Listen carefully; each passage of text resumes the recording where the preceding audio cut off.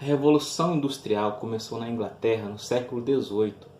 Século XVIII ali a partir de 1701 até 1800. Esse é o século XVIII, certo?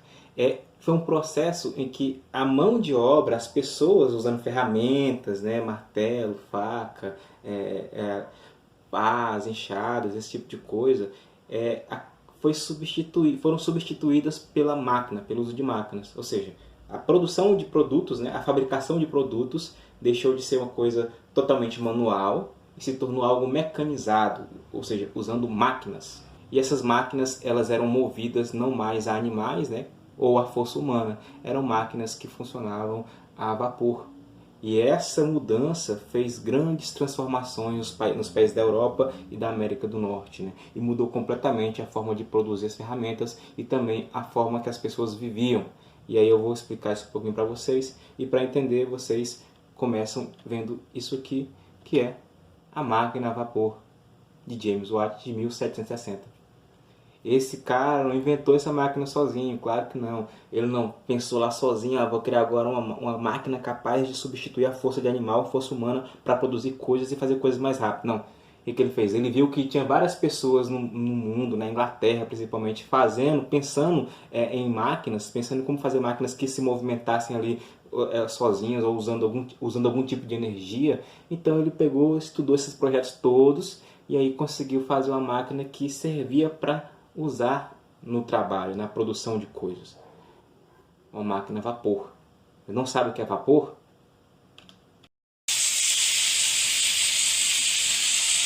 Pensa outra vez. Isso aqui é vapor saindo da panela de pressão. Vapor que cozinhou o feijão, que vai encher o seu buchão. Então, olha só, o vapor é muito comum hoje na nossa cozinha e ele já foi uma das grandes forças, né, produtivas, uma das grandes energias usadas para fazer a economia funcionar, as coisas serem produzidas. E a gente vai entender um pouco como que funcionava a máquina a vapor, tá?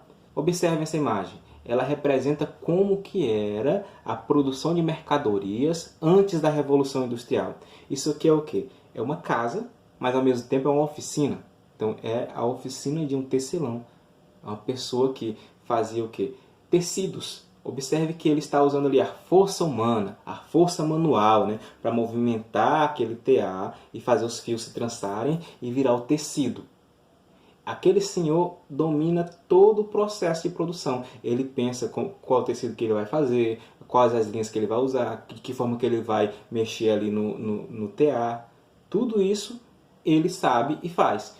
Só que tem uma coisa que ele não consegue fazer rápido, que é a produção. A produção dele é lenta, ele faz poucas mercadorias com o tempo. Essa foi a principal forma de se produzir materiais antes da Revolução Industrial. Ou seja, a pessoa na sua oficina sozinha fazendo todo o processo. Com um pouco mais de tempo, né, a manufatura começou a surgir. O que era a manufatura? Ainda é um processo parecido com o artesanal, só que tem uma diferença. Na verdade, tem algumas diferenças.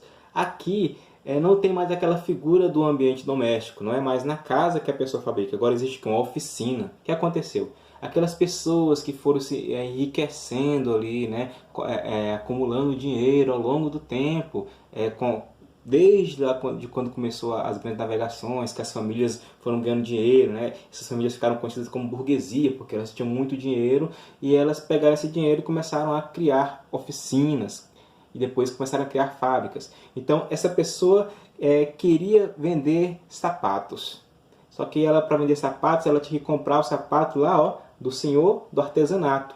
Esse senhor do artesanato conseguia fazer 10 sapatos por mês, e o cara que queria vender esses sapatos, ele vendia muito mais sapatos por mês. Ele vendia 100 sapatos por mês. Então ele tinha que contratar vários artesãos para ele conseguir um sapato, para conseguir aquele tanto de sapato por mês.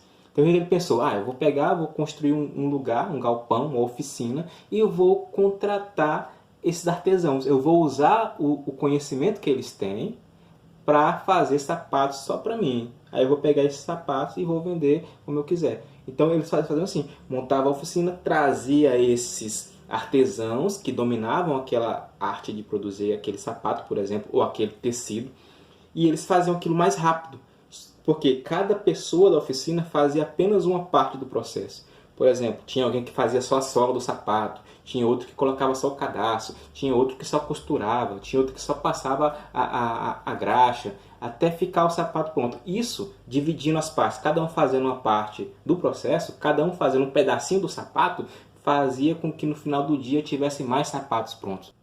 Então, se lá na oficina doméstica, na sua casa, o artesão sozinho, fazendo todo o processo, demorava um mês para fazer 10 sapatos, aqui na oficina, com vários artesãos, cada um fazendo só uma parte do sapato, no final do mês eles conseguiam fazer 100 sapatos. Perceba como que aumentou a produção, se tornou mais rápida, né? Mas mesmo sendo mais rápida, ainda se usa o quê? A força humana, ainda não tem máquinas. Por isso que é chamado de manufatura, porque é feito com a mão, né? Aquela mercadoria que veio das mãos ali. Aí nós temos a maquinofatura, logo depois. A maquinofatura é aí que a Revolução Industrial começa aqui a pegar, né, mais ritmo. A gente chama de primeira Revolução Industrial. É quando as máquinas movidas a vapor substituem a força dos animais e a força dos humanos para produzir os produtos. Não existe mais a produção na casa. É claro que existe uma pessoa ou outra que faz, mas eu digo assim, para alimentar o comércio, né? O grande comércio. Você tem agora a figura de quê? Da fábrica. Não tem, aquela oficina já não consegue mais competir com a fábrica. Por quê? Porque a oficina fazia 100 sapatos por mês usando aqueles artesãos ali, cada um fazendo uma parte. A fábrica vai conseguir fazer até 1.000 sapatos, 10.000 sapatos por mês usando as máquinas. Por quê? Porque as máquinas vão o tempo todo, a máquina não vai parar para nada, ela vai ficar só fazendo ali as coisas e está pronto o produto. Na maquinofatura, as pessoas vão ficar apenas o quê? Operando as máquinas. O que é isso? Colocando a matéria-prima, né? Pegando couro, por exemplo, o cordão para fazer o sapato, a cola, tudo isso vai sendo colocado na máquina e o sapato vai sendo fabricado ali rapidamente, certo? E é uma produção em grande escala, como eu disse. Imagina só, fazer uma oficina fazia 100 por mês, você quer fazer 10.000 por mês, é muito sapato. Aí o que acontece? Aquele artesão lá atrás que fazia sozinho, se ele fosse vender um sapato para você, ele ia vender por 50 reais, faz de conta. Porque ele deu um trabalho para ele fazer, em um mês ele só faz 10. Aí o cara da oficina já tinha, eu te vendo esse sapato aí por 10 conto. Por quê? Porque o cara já faz muito mais rápido do que ele. Aí o cara da fábrica fala, não, eu te vendo é 2 reais. Então perceba, quem vai vender mais? O cara da fábrica que está vendendo a 2. Então o que acontecia? O cara da oficina e o cara do artesanato, lá na casa dele, não conseguiam competir com a indústria. Então o que eles tinham que fazer? Eles tinham que pegar... O que eles tinham? Eles tinham só a força de trabalho deles. Eles pegavam ali, ó, eu quero trabalhar na sua fábrica, me contratem, me pagam um salário. Aí ele largava de fazer as coisas na oficina, largava de fazer as coisas na casa deles e ia trabalhar na fábrica. E aí ele já não sabia todo o processo de produção, ele já não sabia o que estava fazendo por completo. Ele só sabia o quê? Ah, eu coloco o cadarço. Ah, eu passo a cola. Ah, eu costuro o couro. Ah, eu aperto o botão da máquina. Ah, eu coloco os produtos na caixa. Ah, eu mando a caixa para a loja. Então ficou cada vez mais dividido e cada um ficou cada vez mais especialista naquela coisa que faz. O cadarço agora já tem vários tipos de cadarço. Um cadarço com a pontinha assim, com a pontinha assada, um cadarço que é trançado, um cadarço que é colorido. Vai mudando completamente, vai ficando mais especializado. E essa mudança, como eu disse, foi graças ao uso das máquinas. Como eu havia dito, aconteceu na Inglaterra e no século XVIII. Aqui nós temos uma imagem de Manchester, uma cidade importante da época até hoje, que mostra lá aquele cenário ao fundo. Ó. Não sei se vocês conseguem ver, a imagem está ruim. Tem poluição, né? Muitas fumaças saindo, porque no início da Revolução Industrial as pessoas não tinham muita preocupação com o meio ambiente. Não imaginavam que isso pudesse causar grandes transtornos, como hoje a gente sabe, né? Quais foram as consequências da Revolução Industrial? Ou seja, aconteceu a Revolução Industrial e o que foi que ela trouxe para a gente? Ela trouxe produção mais barata e acessível de mercadorias. Como eu falei, antes um sapato que custava 50 reais lá com o artesão na casa dele, passou a custar 2 reais aqui com o cara da fábrica. E é claro que eu estou falando aqui só em termos de exemplo, né? Na vida real pode não ser assim. O que aconteceu mais? Aconteceu o êxodo rural. O que é esse êxodo rural? Imagina o seguinte, as pessoas viviam no campo e de repente começaram a ter que ir para a cidade para trabalhar nas fábricas, porque as fábricas começaram a ser a principal responsável pela fabricação de coisas. Então as pessoas já não tinham muita coisa, muito o que fazer no campo e acabavam indo para as cidades para trabalhar. Então muita gente saiu da sua terra, né, do seu campo ali, para procurar um emprego na cidade. Isso é o êxodo rural e aconteceu no Brasil também, só que bem muito depois que aconteceu na Inglaterra. Transformou países da Europa e da América do Norte.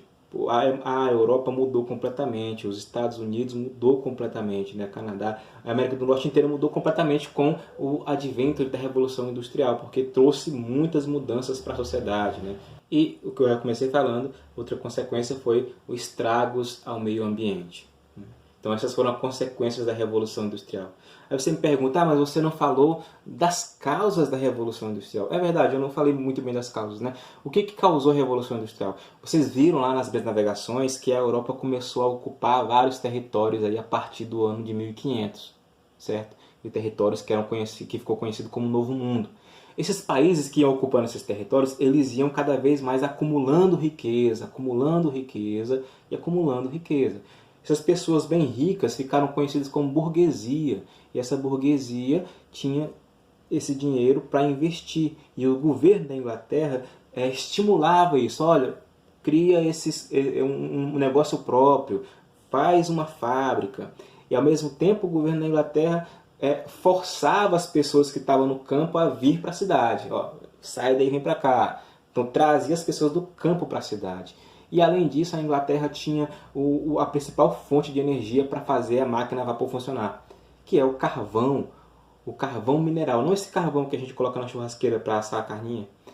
É aquele carvão que fica lá debaixo da terra, que as pessoas cavam e pegam esse carvão. Esse carvão era usado para aquecer as caldeiras. As caldeiras é uma parte da máquina a vapor que pega fogo. E por cima dessa caldeira tem um recipiente, né, tipo uma bacia fechada, cheia de água. E essa água é fervida, vira vapor, e esse vapor vai sair pelo caninho e vai passar por um lugar que vai fazer movimentar. E esse movimento que vai virar o movimento da máquina. Vamos ver agora aqui. Observe o que eu digo para vocês. Essa é a estrutura da máquina a vapor. Vocês conseguem ver aqui essa parte embaixo, aqui, ó, meia parecendo um pote redondo aqui, é a região da caldeira. Aqui embaixo tem um fogo que aquece uma água que está aqui dentro. Essa água vira vapor, igual na panela de pressão, e quer sair daqui. Quando ela vai sair, ela encontra um pistão aqui, um negócio que não deixa ela sair facilmente. Só que esse vapor quer sair. E ele vai fazendo força aqui e vai empurrar esse pistão até ele conseguir sair aqui pelo caninho. E quando ele faz isso, o pistão sobe, movimenta essa roda aqui. E essa roda gira e faz o processo todo acontecer de novo. Olha só. Então, esse é o funcionamento da máquina a vapor. Aí o que as pessoas fizeram? Pegaram esse funcionamento e usaram em outras coisas. Aqui um exemplo se não a principal invenção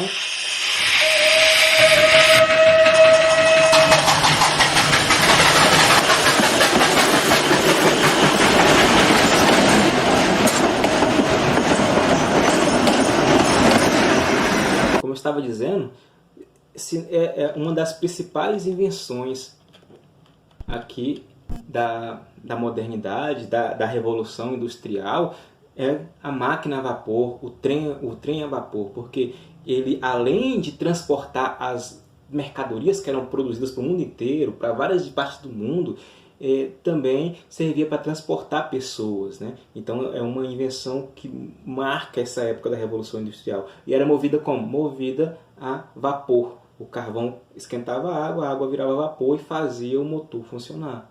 Certo?